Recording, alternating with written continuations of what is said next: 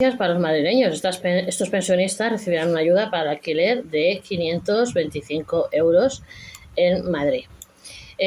Los pensionistas madrileños que cuentan con una pensión no contributiva y vivan de alquiler están de enhorabuena. El Gobierno de la Comunidad de Madrid ha anunciado una ayuda de 525 euros para el alquiler para todas aquellas personas que reciben esta ayuda, ya sean de incapacidad o de jubilación. Esta medida repercutirá en unas 2.500 personas. El Instituto de Mayores y Servicios Sociales del Inserso ya ofrece un completo de la misma cantidad a este colectivo, prestación que desde la Comunidad de Madrid se ha decidido redoblar a partir de 2026.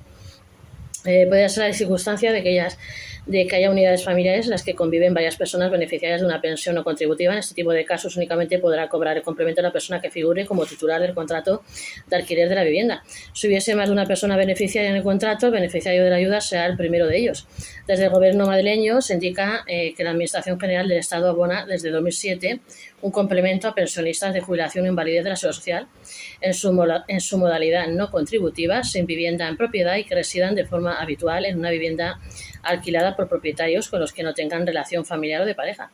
Los requisitos para ser beneficiario de esta ayuda del Gobierno de Madrid: para recibir el complemento del alquiler, las personas perceptoras de una pensión no contributiva deben cumplir los siguientes requisitos: no tener ninguna vivienda en propiedad, deben ser titular del contrato de arrendamiento de la vivienda, no tener relación familiar con el arrendador de la vivienda que esté alquilada, no tener fijada la residencia habitual en una vivienda en régimen de alquiler.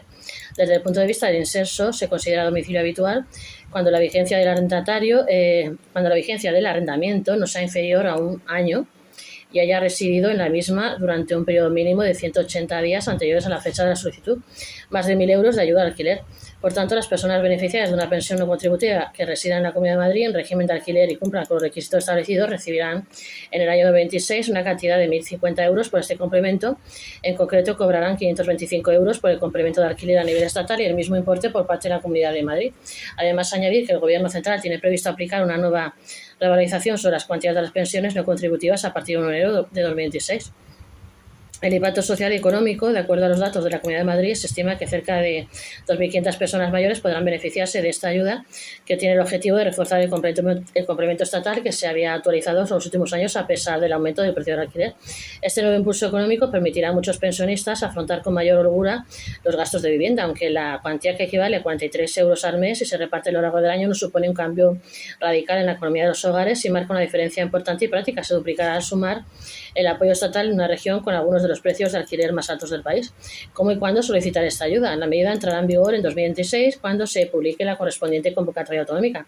Aunque faltan detalles, todo apunta a que se seguirá un modelo similar al del complemento estatal: presentación de la solicitud en organismos públicos, acreditación de la condición de pensionista y justificación del contrato del alquiler. Bueno, ahí os dejo aclarado este tema de esta nueva ayuda en Madrid. Ni gratis ni precario. El Gobierno impulsa un nuevo estatuto del becario que les dará todos estos derechos.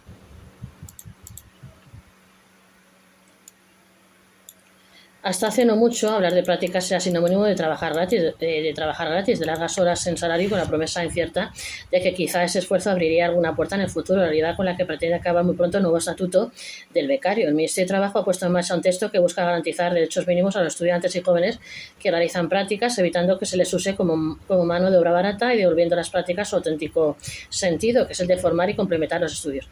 En otras palabras, con el nuevo estatuto del becario no se tratará de trabajar sin remuneración ni de encadenar contratos encubiertos, y a quienes realicen prácticas tendrán compensación por gastos, un tutor que vele por su aprendizaje y límites claros para que su labor nunca sustituya a la de un trabajador contratado. Así, el Gobierno pretende que la entrada en el mundo laboral no sea una experiencia precaria, sino un puente real hacia el empleo estable.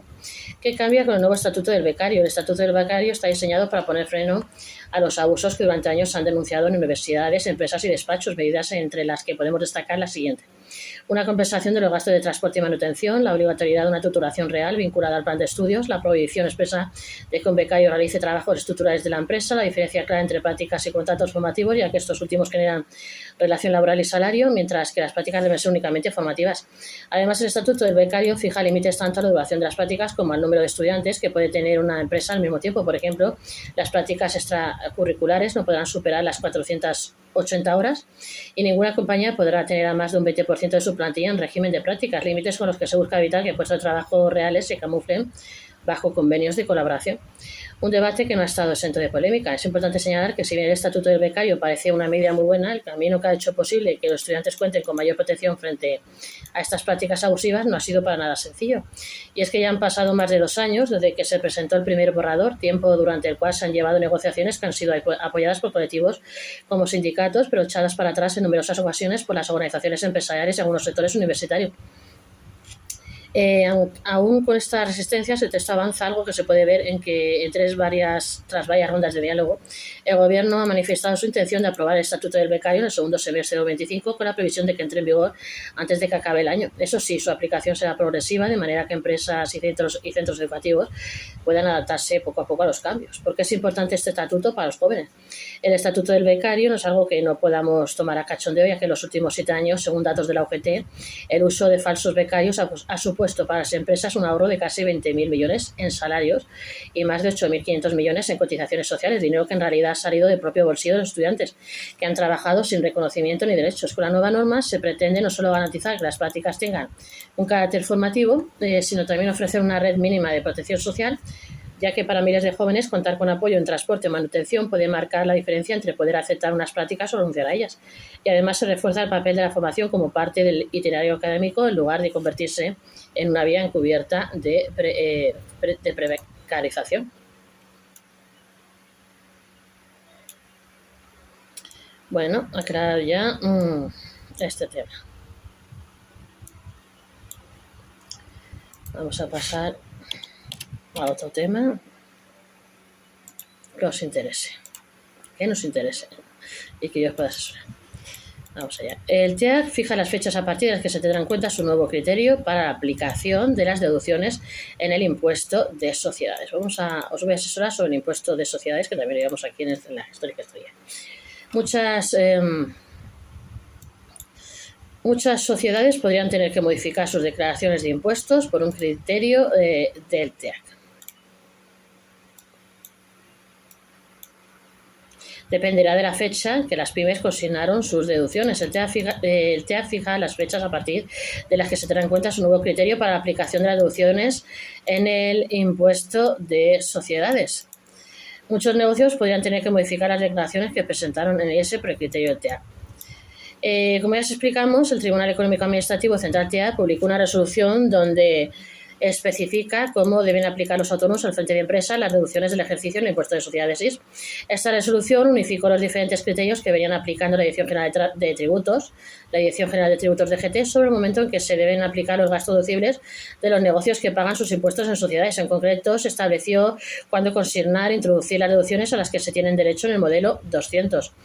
El TEAC establece, según esta resolución, el TEAC establece necesario marcar la deducción en el modelo en el ejercicio en que se produce, aunque luego su aplicación se arrastre a siguientes ejercicios. Sin embargo, la DGT ya había modificado de manera expresa en una consulta vinculante del pasado 24 de junio de 2022 que las deducciones tenían que figurar necesariamente en la autoliquidación del ejercicio que se origine. Debido a ello, el TEAC fija estas fechas como referencia para comenzar a aplicar el cambio de criterio, afectando las liquidaciones de las empresas que presentaron el impuesto desde entonces. Las empresas podrían tener que modificar sus declaraciones presentadas después del 24 de junio de 2022. Hasta la resolución del TEAC, la DGT había publicado consultas vinculantes que permitían a los negocios aplicar deducciones en ejercicios futuros del impuesto de sociedades sin que fuera necesario que la cuantía pendiente de deducir o crédito fiscal se consignara a liquidación del modelo 200 en el ejercicio en que se generaron los gastos que dan derecho a la deducción. Sin embargo, la consulta de 2022 permitía solo realizar la deducción si el importe había sido previamente introducido o consignado en el modelo de impuesto correspondiente al año en que estos gastos se efectuaron. Al respecto, el tribunal estableció en su resolución que era necesario, una vez cumplidos los requisitos para aplicar la deducción, consignar el derecho a aplicar la deducción, en este caso por el I+D+I, introduciendo su importe en el modelo 200 correspondiente al periodo impositivo en el que se genera o mediante su reconocimiento en tal periodo en una liquidación administrativa. De esta forma, se requiere introducir en el impuesto durante su presentación la deducción en el mismo año en el que se producen los gastos. Lo que establece la resolución es que si se generan los gastos que dan derecho a la deducción y no se introducen en el ejercicio en el que se generan, no será posible aplicarla en liquidaciones de ejercicios siguientes. Con la unificación de criterios surge una problemática para los contribuyentes que venía ajustando su conducta al criterio señalado por Hacienda. Así presentaron autoliquidaciones en las que no consignaban las deducciones en el periodo en que se generó el gasto, pensando que sería viable aplicarlas con posterioridad. La aplicación del TEA, la resolución del TEA establece las siguientes fechas para la aplicación del criterio. En el caso de las autorizaciones presentadas con posterioridad al 24 de junio de 22, momento en el que la DGT cambió de criterio, en este supuesto las empresas ya estaban obligadas a conocer este nuevo requerimiento. Si no consignaron las deducciones en esos ejercicios, deberán rectificar sus declaraciones y no podrán recurrir a la confianza legítima. Significa, en el caso de las autorizaciones presentadas con anterioridad a esta fecha, el tribunal entiende que debe prevalecer el principio de confianza legítima. En estos supuestos, la decisión de no consignar las deducciones en el periodo de origen estuvo amparada por el criterio administrativo público y reiterado que se venía siguiendo por parte de la Administración. Por tanto, no se puede exigir de forma soberanía un requisito que pediría la aplicación futura de las deducciones. Cada ejercicio puede generarse y aplicarse la deducción correspondiente si los gastos se generan cada año. Si el proyecto o los gastos de inversión que dan lugar a aplicar la deducción se alarga durante varios años, cada año puede generarse y aplicarse la deducción correspondiente en función de los gastos en los que incurra la empresa. También la ley del impuesto de sociedades fija que cuando las cantidades no pueden deducirse en un ejercicio, por ejemplo, por tener pérdidas, pueden arrastrarse a los 15 años siguientes o a 18 años siguientes en el caso de la deducción y más de más. Sin embargo, siempre será necesario haber consignado previamente la deducción en el modelo correspondiente al primer año en el que se realizaron los primeros gastos.